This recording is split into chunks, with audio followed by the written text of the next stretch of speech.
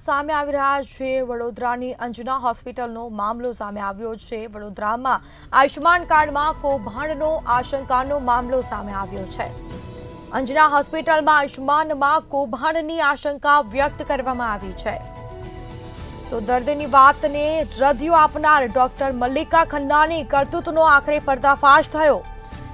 સુફિયાણી વાતો કરનાર ડોક્ટર મલ્લિકાનું કબૂલાતનામું, જેમાં વાયરલ વિડીયોમાં અંજનાની ગેરરીતિ પરથી પડદો ઉચકાયો છે। તો આજે ઘટના બની હતી। ડોક્ટર મલ્લિકા ખન્ના ગેરરીતિ આચરતા હોવાની કબૂલાત કરી રહ્યા છે। વાયરલ વિડીયોમાં ડોક્ટર ખુદ કબૂલી રહ્યા છે કે દર્દી આઈસીયુનું નથી। જનરલ વોર્ડમાં દર્દીને રાખીશું તો દર્દીને નહીં અપાય મોંઘું ઇન્જેક્શન। તો આયુષ્માન કાર્ડ અંતર્ગત મોંઘું ઇન્જેક્શન મેળવવા માટે દર્દીને આઈસીયુમાં રખાયો છે। દર્દીના સ્વજને ડોક્ટર કહે છે કે આયુષ્માન કાર્ડ છે એટલે આઈસીયુમાં દાખલ કર્યા છે। તો વિડીયો સામે આવ્યો છે ત્યારે આયુષ્માનવાળા એપ્રુવ આપે ત્યારે આયુષ્માન કાર્ડવાળા ઉતાવળ કરી રહ્યા છે કે દર્દીને રજા આપી દો।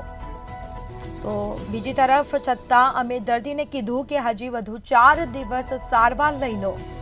તો આયુષ્માન કાર્ડમાં કૌભાંડની આશંકાનો મામલો સામે આવ્યો। આયુષ્માન કાર્ડ અંતર્ગત મોંઘું ઇન્જેક્શન આપવું પડશે દર્દીને। દર્દીના સ્વજને ડોક્ટર કહે છે કે આયુષ્માન કાર્ડ છે એટલે આઈસીયુમાં દાખલ કર્યા છે।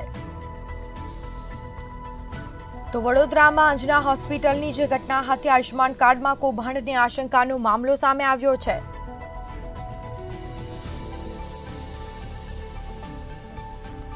તો દર્દીની વાતને રદિયો આપનાર ડોક્ટર મલ્લિકા ખન્નાની કરતૂતનો આખરે પર્દાફાશ થયો છે। તે વિડીયોમાં જણાવી રહ્યા છે સુફિયાણી વાતો કરનાર ડોક્ટર મલ્લિકાનું કબૂલાતનામું જોવા મળ્યું છે।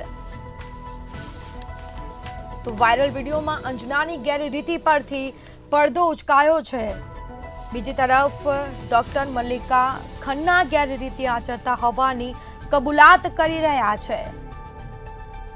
તો વાયરલ વિડીયોમાં ડોક્ટર ખુદ કબૂલી રહ્યા છે કે દર્દી આઈસીયુનું નથી। જનરલ વોર્ડમાં દર્દીને રાખીશું તો દર્દીને મોંઘું ઇન્જેક્શન આપવામાં આવશે નહીં।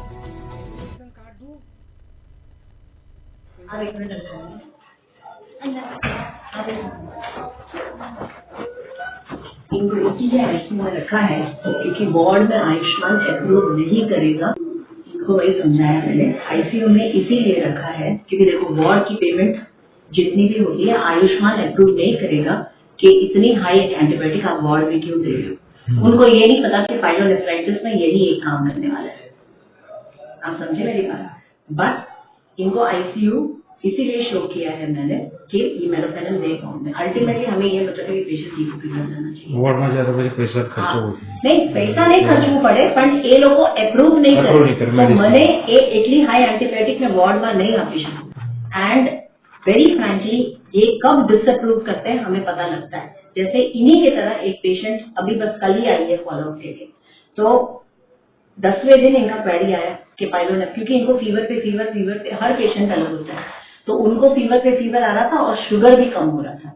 अब देखो जो शुगर वापस पटरी पे आ रहा है वो इसलिए किडनी रिकवर कर रहा है। बट आयुष्मान में आप रिपोर्ट लेके नहीं जा सकते हो क्योंकि हमें सबमिट करना होता है, ठीक है। और फॉर वेरी सेल्फिश रीजन इनको आईसीयू में मैंने रखा है ताकि मेरोपेनम जाए। एंड वो पेशेंट का भी ऐसे ही था, 10 डेज उनको भी ऑक्सीजन की कोई जरूरत नहीं थी, पर इनको सिंपल आईसीयू में इसीलिए रखा। हाँ, जिस दिन आए थे उनको जरूरत थी, उनको भी रखा था क्योंकि pyelonephritis is a kidney infection and वो भी डायबिटिक टिपिकली तुम्हारे पापा का केस था। कल ही इनकी सोनोग्राफी भी वहाँ डिशल में हुई है, बिल्कुल कम्प्लीट। और उनकी भी इंक्वायरी आई कि 10 दिन के बाद कि आपको पेशेंट को डिस्चार्ज करना है। तो मैंने वो दादा को कहा कि 10 दिन तक हमने दिया, पर जहां तक मेरा डिस्क्रिप्शन है आप 4 दिन और आके ले लो और सिर्फ आप सुबह शाम इंजेक्शन आके ले लो। मैं मेरा चार्ज कुछ भी नहीं लूंगी, आप सिर्फ इंजेक्शन का चार्ज दे के जाओ यहाँ पे। और वो दादा ने कंप्लीट किया कोर्स अपना और बिल्कुल ठीक ठाक होके लगी है। मैंने कहा वो आप पे है क्योंकि आयुष्मान वाले कह रहे हैं डिस्चार्ज करो, बहुत दिन हो गए इनको ऐसे।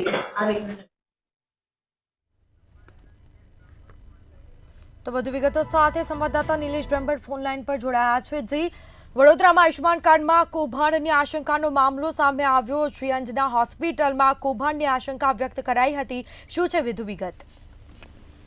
જી, અંજના હોસ્પિટલના આયુષ્માન કાર્ડમાં કૌભાંડની આશંકાનો મામલો હતો. ગઈકાલે જે અંજના હોસ્પિટલમાં એડમિટ થયેલા દર્દીનો એક વિડીયો વાયરલ થયો હતો ને એમાં દર્દી વિડીયોમાં જણાવી રહ્યો હતો કે અહીંયા આયુષ્માન કાર્ડનો ક્લેમ મંજૂર કરવા આઈસીયુની જરૂરિયાત ના હોય તો પણ પેશન્ટને આઈસીયુમાં એડમિટ કરવામાં આવે છે.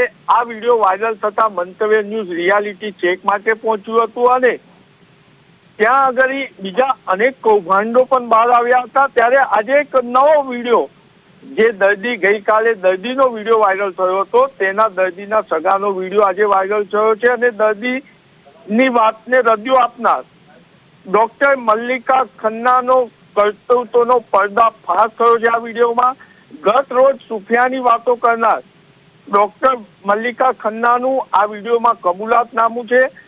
વધુ એક વિડીયો વાયરલ થતા અંજના હોસ્પિટલમાં ગેરરીતિ થતી જશે તેવી શંકા મજબૂત થતી જાય છે. ખુદ ડોક્ટર મલ્લિકા ખન્ના ગેરરીતિ આચરતા હોવાનું આ વિડીયોમાં કબૂલાત કરતા હોય તેવું જણાય છે. વાયરલ વિડીયોમાં ડોક્ટર ખુદ કબૂલી રહ્યા છે કે દર્દી આઈસીયુનું નથી. જો જનરલ વોર્ડમાં દર્દીને રાખીશું તો દર્દીને નહીં આપી શકાય આ મોંઘું ઇન્જેક્શન. આયુષ્માન કાર્ડ અંતર્ગત મોંઘું ઇન્જેક્શન મેળવવા માટે જ દર્દીને આઈસીયુમાં રખાયો હોવાનું વાત કરી રહ્યા છે. દર્દીના સ્વજનને ડોક્ટર કહી રહ્યા છે કે આયુષ્માન કાર્ડ છે એટલા માટે જ તેમને આઈસીયુમાં દાખલ કર્યા છે. અમને ખબર છે કે ક્યારે આયુષ્માન વાળા એપ્રુવ આપે અને ક્યારે નહીં.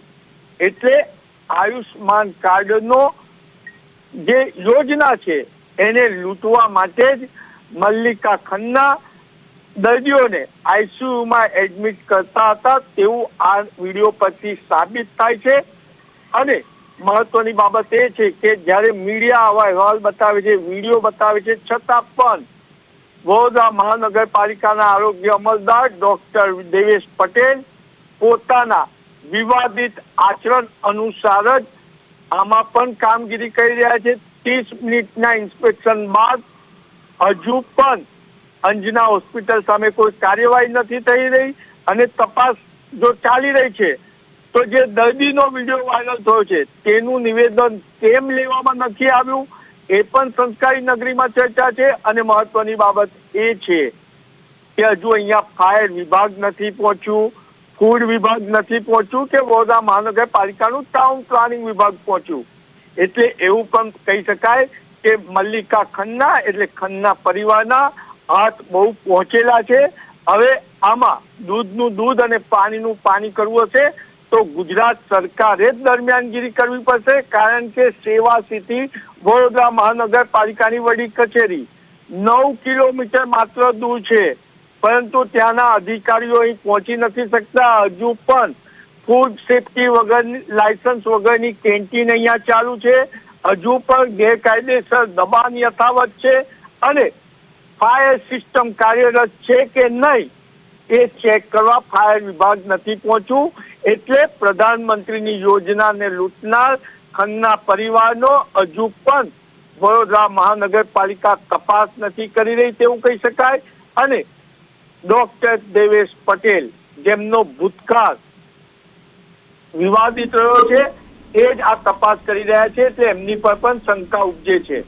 હવે આ બાબતમાં ડોક્ટર મલ્લિકા ખન્ના જ પોતાનું અધિકૃત નિવેદન આપે ત્યારે જ ખબર પડશે કે આ વિડીયોની સત્યતા શું છે. પરંતુ અત્યારે વિડીયો જોતા લાગી રહ્યું છે કે ક્યાંક ને ક્યાંક આ પૂર્વે પણ મલ્લિકા ખન્નાના પરિવારના સભ્ય આવા કૌભાંડના આક્ષેપ થયા હતા અને પુનઃ મલ્લિકા ખન્ના પર એટલે ખન્ના પરિવાર કૌભાંડો કરવા માટે વિવાદિત વારંવાર ફસાય છે તેવું કહી શકાય. જી બિલકુલથી તમામ જાણકારી આપવા બદલ આપનો આભાર.